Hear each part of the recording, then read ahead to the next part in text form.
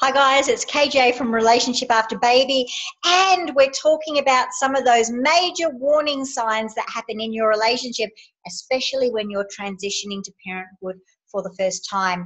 And today's warning sign is number 3, sleep deprivation. Okay, come with me. We all know and expect and acknowledge that you're going to lose some sleep when you become parents. And this is what research tells us. You're going to lose 2 hours per night, 14 hours per week, 56 hours per month, or up to a massive 700 hours in your first year of being parents. That is a massive amount of sleep that you're going to lose. And here are the top 3 reasons why you're going to lose this sleep. Number 1 is going to be feeding the baby. Number 2 is going to be a crying baby. And number 3 is going to be the new worries that are going to come into your mind as you are now navigating this whole new family situation. I know, that's a lot to look forward to, isn't it? I know, but wait, there's more. You see, a lack of sleep is proven to cause these effects in your body when they actually happen to you. Number 1, a lack of sleep increases stress, anxiety, and depression. It messes with your hormones. And there's hormones like adrenaline and cortisol. They get affected, which we know will increase those levels of anxiety, depression, and stress in how you're feeling. The number 2 thing that lack of sleep causes is weight gain. And I know you hear that sometimes. You're going, how does a lack of sleep cause weight gain? It does, because let's go back to the hormones. It messes with them. And one of those hormones is ghrelin. And ghrelin is what tells you that your body is full. And if that's messed up, your body doesn't feel full. In fact, it always feels hungry, so you eat more. That's only one of the reasons. There's actually a lot of others that it can increase your weight gain. You've got to get sleep to get your weight under control. Number 3, a lack of sleep decreases your immune system. So you're going to be more susceptible to coughs, colds, fevers, viruses, all those things. And you don't want to be sick when you're a brand new parent with a brand new baby. Number 4, a lack of sleep heightens your negative emotions. All right, if you just used to normally just feel a little bit annoyed, now you're going to feel a lot annoyed. If you felt a little bit teary, now you're going to feel a lot teary. It makes everything so much more and so much bigger than what it really is. And the number 5 thing is a lack of sleep reduces your cellular healing. Now, girls, you've just had a lot go onto your body with if you've had given birth in the last year. You need to heal. You need to make this body well and make it strong and make it amazing again. You will slow this process down if you have a lack of sleep. And the number 6 thing that a lack of sleep causes, and this is the big one, is, are you ready for it? A lack of sleep will cause a lack of sex drive, a lack of the way you feel you want sex. Now, we actually cover that a lot in our Bringing Baby Home program, but I'm just telling you, this is one of the main reasons. You see, sleeping is as important as breathing, as eating, as drinking in your life. Sleep is an absolute necessity. It isn't something you can choose to do.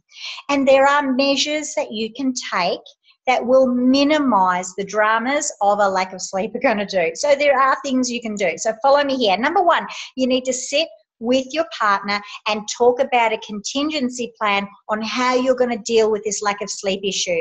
If you just leave it to the wind and hope it's going to work, you will come up with obstacles. But if you talk about it and say, all right, these are the things that are going to happen, let's make a plan. Not all great plans work out, but at least if you've got a general direction that you can go in, you're going to have the best chance to overcome these issues. Talk about it together, make a plan together. Talk about the things that we're discussing in this video and see what things that you can implement. The 2 of you together is what's going to make this work, okay?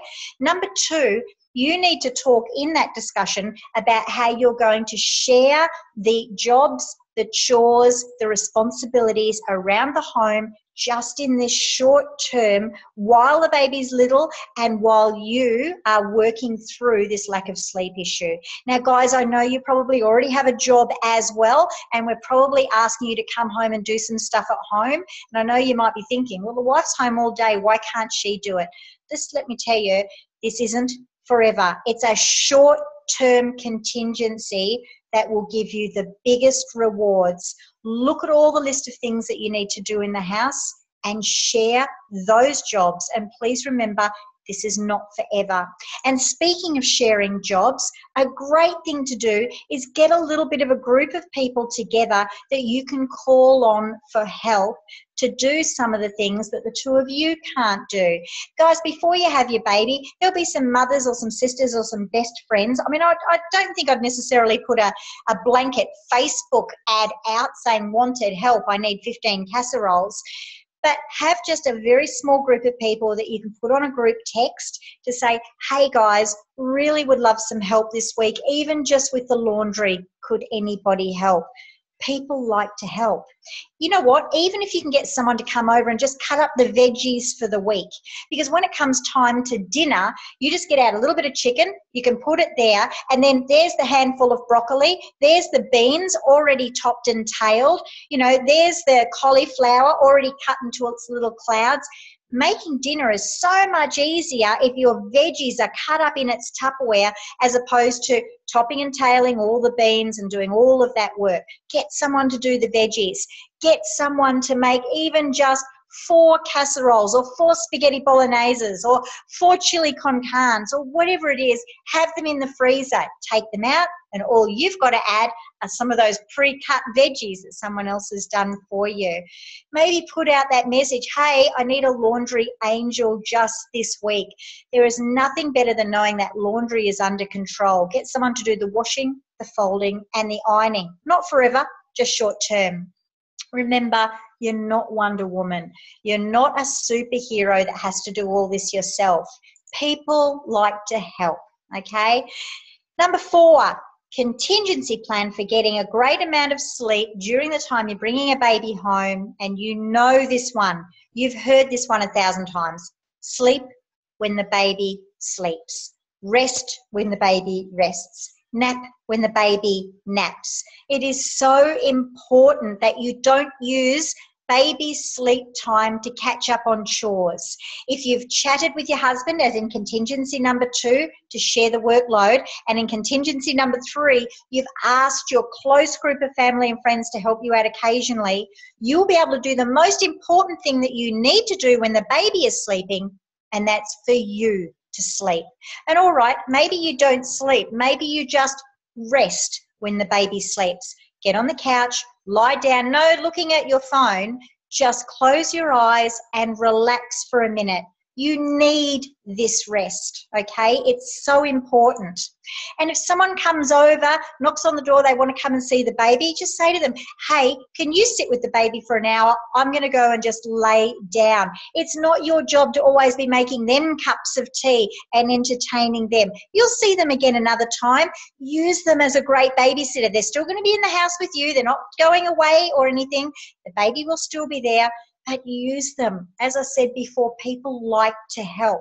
They're not going to be disappointed that you're going to go and lie down. They're going to feel special that you've asked them for some assistance. I can promise you, I know. I've had twins. I know how important it is to ask for help when you need it. Number 5 is, if you bottle feed a baby, this is easy. But if you breastfeed, if you're able to, express and go night for night in feeding the baby. So one night, hubby gets up, one night you get up. So at least both of you are getting an alternate night full sleep. Now, I know that that always seems good in theory, but guys, theories have got to work at some point if you put the effort into it. And another person you can throw into the mix is occasionally you can get a significant family member to come over and take that chore while you both sleep, okay? So some type of bottle feeding, if possible. I know it's not always possible, guys, but if possible, go night for night, alternate feeding. All right, number 6, you are so going to hate me for this one, and I'm so sorry. You have got to limit caffeine and alcohol. Both of these are stimulants, which means if you have coffee all during the day and a wine at night, you're going to be stimulated. So when time comes to actually rest, you're going to be too wired up and you are not going to be able to rest. And even when you do fall asleep, we know that coffee and alcohol are going to give you an interrupted sleep. All right. I know everyone hates number 6. I'm so sorry. And I am still your friend, but you've got to limit caffeine and alcohol if you want good quality sleep. Okay. I didn't say get rid of, I said limit. All right. Number 7, you're going to hate me for this one as well, but before bed, maybe about an hour, limit television, computer, iPad, iPhones, smartphones, whatever they're called. You've got to limit the lighting and the stimulation that these things cause you, because we know that will stimulate your brains. And I know before you go, oh, there's no such thing as the bright lights and that anymore. Just looking at these things will stimulate your brain, which means you will not relax significantly to be able to sleep, okay? So make sure you limit that as well.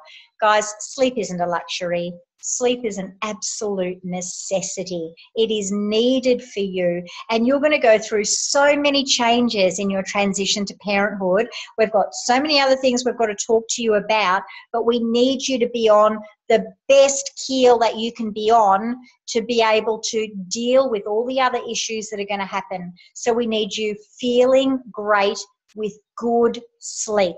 If you can do that, all the other issues that come up about being a new parent and all those other things that will happen that could create problems in your relationship. And remember, 7 out of 10 relationships suffer when you bring home a baby. Sleep is one of those major things that cause that 7 in 10 decline, okay? Get great sleep. Follow these contingency plans that we've just told you about, and you will really be armed to make sure you get through this time together. All right, speaking of getting through this time together, go over to the website, www.relationshipafterbaby.com. Would love to chat to you there. Have a look at our program. Follow us on Facebook. And if you want more videos like this, subscribe, please, because then you'll get a little ding and you'll see when a new video comes up, because I'd love to continue talking to you. In the meantime, thank you very, very much for listening. Remember, sleep deprivation is something that you can overcome with a little bit of planning. Okay, until next time, we'll see you later on. Thanks for listening, guys. Bye.